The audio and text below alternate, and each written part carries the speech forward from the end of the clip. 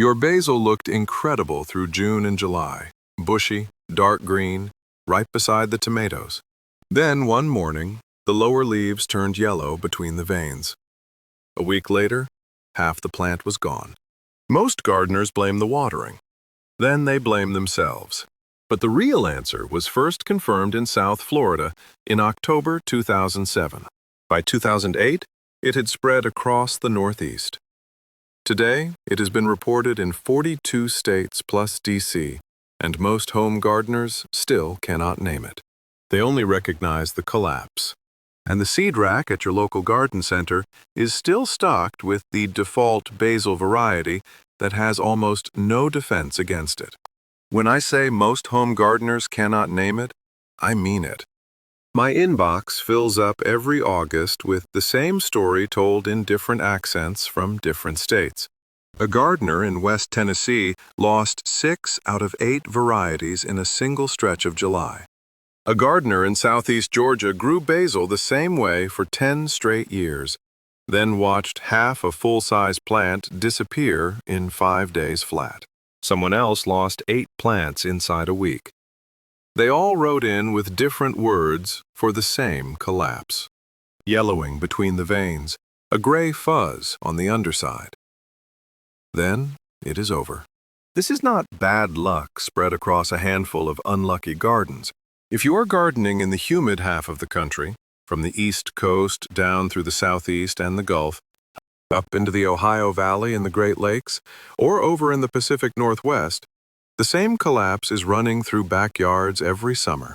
It has been on that schedule since 2008.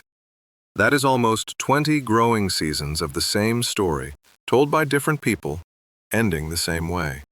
Before I go further, put your state or your zone in the comments. What you are about to see hits some parts of the country hard and skips others completely. And I want to know where I am talking to. This is not bad luck. And nobody taught you what to actually look for. And that yellowing you keep seeing has a name. It has an origin. And it did not come from anything you did wrong. The disease is called basal downy mildew. Its full scientific name is Prospera belbarii, but you do not need to remember that. What you need to remember is the trail. It showed up in Uganda in the 1930s. Nobody paid much attention. Then it landed in Italy in 2003, France in 2004, South Africa in 2005, Iran in 2006, and in October 2007, a plant pathologist in South Florida confirmed the first case in the United States. By the next summer, it had spread through the Northeast in a major outbreak. Today it has been reported in 42 states plus DC, and every summer it repeats the same pass through the country. Here is how it kills your basil. The pathogen does not survive winter in the north. It survives year-round in southern basil operations, then rides north on summer wind. Spores land on the underside of your basil leaves at night, when humidity climbs above 85% and dew settles in. Within 2 hours on a wet leaf, each spore sends out a germ tube. Within 4 hours, that tube punches through the skin of the leaf. For the next 5 to 10 days, nothing shows. The pathogen is inside, feeding, reproducing. Then the yellow appears between the veins. The gray fuzz breaks out underneath. And inside of 2 more weeks, the plant collapses. Spores, like paratroopers, dropped on the back of every leaf, waiting for morning to break in. In plain English, your basil was not weak. It was ambushed. Nothing you did with the watering can or the fertilizer bottle was going to stop that. That is why the real fix starts with the variety, not another bottle from the garden aisle. Now, one honest note before I go further. If you are gardening in Colorado, in the Utah high desert, in the Arizona high desert, or anywhere overnight humidity rarely climbs past 60%, this pathogen almost never gets a foothold. This part is background for you. You can jump ahead to the money math at the end, and you will not miss anything you need. So, if the problem has been sitting in front of us for almost 20 years, someone had to be working on the fix. It turns out 3 teams were. all at the same time. While most of us were still blaming ourselves, 3 separate breeding programs were already in year 5 of a fix. The first was at Rutgers University in New Jersey. Plant biologist James Simon watched Cumberland County get slammed by downy mildew around 2010, then started crossing thousands of basil plants by hand. No genetic engineering, just traditional breeding. 4 resistant varieties reached the commercial market in 2018 and home gardener catalogs by 2020. The second was at Genesis Seeds in Israel. Breeder Dr. Arnon Brand built a series called Prospera around a single resistance gene, PB1. Johnny's selected seeds became the exclusive US and Canada distributor.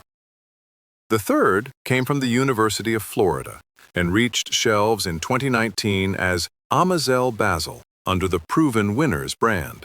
I used to think plant breeding was slow motion.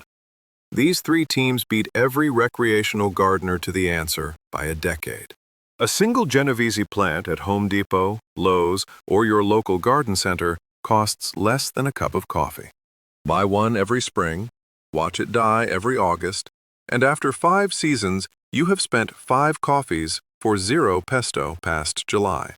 A packet of Prospera DMR seed at Johnny's Selected Seeds runs about $5.95. JohnnySeeds.com. 1 packet lasts 3 straight seasons. If this is the first time anyone has explained why your basil dies in August, subscribe. Same kind of homework on a new plant every week. So of the 4 picks that actually stand a fighting chance through an August in Georgia, which one should you buy first? The one to start with is Prospera Italian Large Leaf DMR. If you already know Genovese, Prospera is the closest thing to keeping that habit while walking out of the death trap. Same sweet aroma with notes of anise. Spoon-shaped leaves about 4 inches long, close enough that most pesto eaters will never know you switched varieties. And it resists both downy mildew and fusarium wilt, which is the other soil disease that quietly kills basil in the humid south.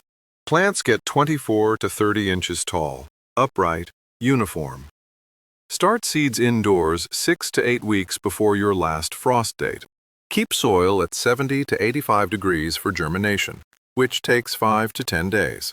Transplant outside once the soil holds at 70 or higher. Space plants 12 to 18 inches apart in the ground, or 1 plant per 1-gallon pot.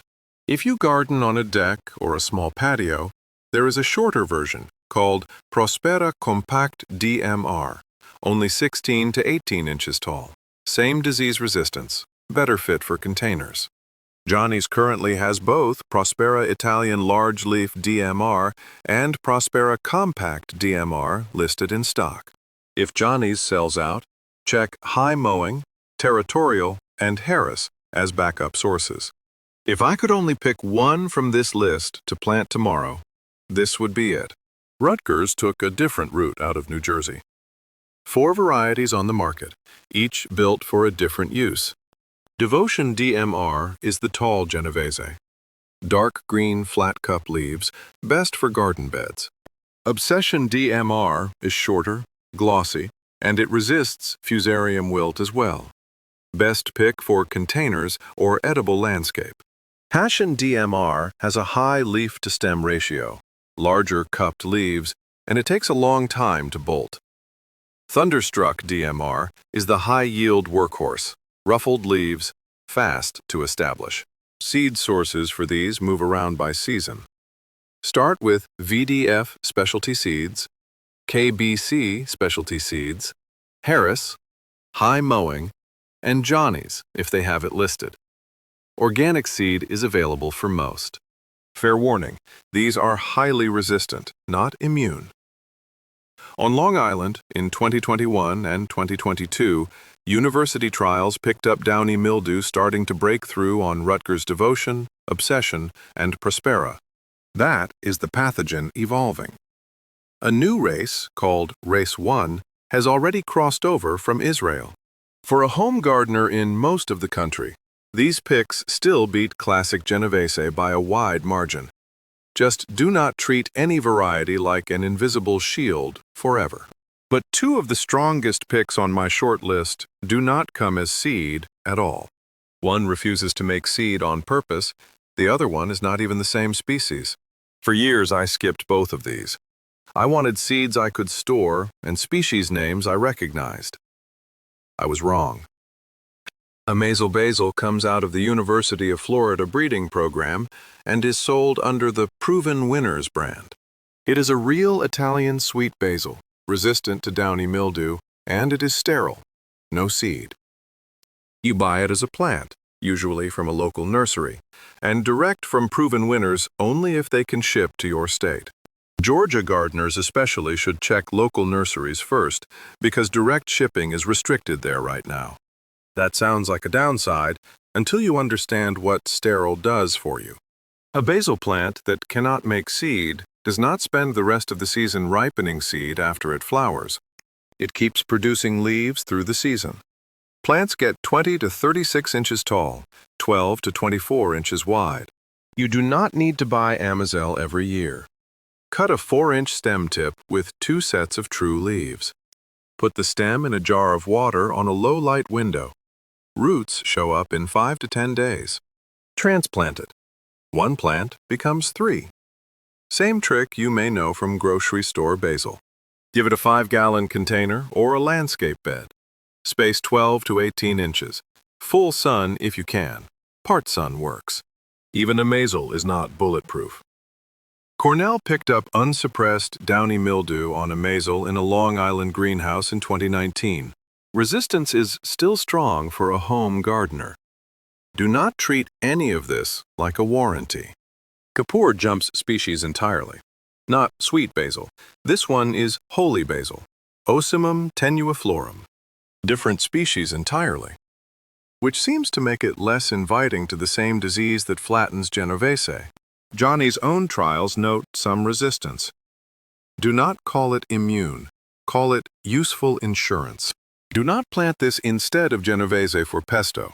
Plant it alongside. The value is not just disease pressure. Let 1 or 2 plants go to seed at the end of summer, and you can often get volunteers the next year without buying another packet. It is also the tulsi that Ayurveda calls the queen of the herbs, brewed into a calming tea with a clove and bubblegum note. It is not pesto basil. It is backup basil with a second job.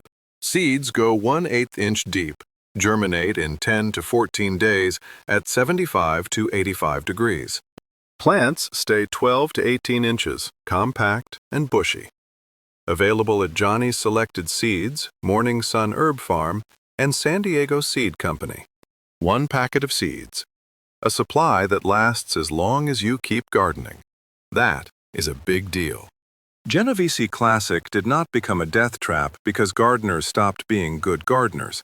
It became a death trap because a wind-borne pathogen crossed an ocean. The seed racks kept selling the basil that could not defend itself. While most of us kept blaming ourselves, 3 teams of plant breeders solved it before we even named the problem. Sometimes you do not need to try harder. You need to pick the right cultivar. The garden is not the place to test your endurance. It is the place to make one smart decision. Then let the plant do the work. Now I want to know which one you are planting first. Drop the pick in the comments. Prospera, one of the Rutgers 4. Amazel, or Holy Basil Kapoor. And tell me your zone next to it. Then think of one person you know whose basil died on them again this year. The friend who swore off basil after 3 failed summers. The neighbor whose porch pot never made it through August. Send them this video. Do not even write a message, just send the link. That is what stands between them and one more disappointing pesto season.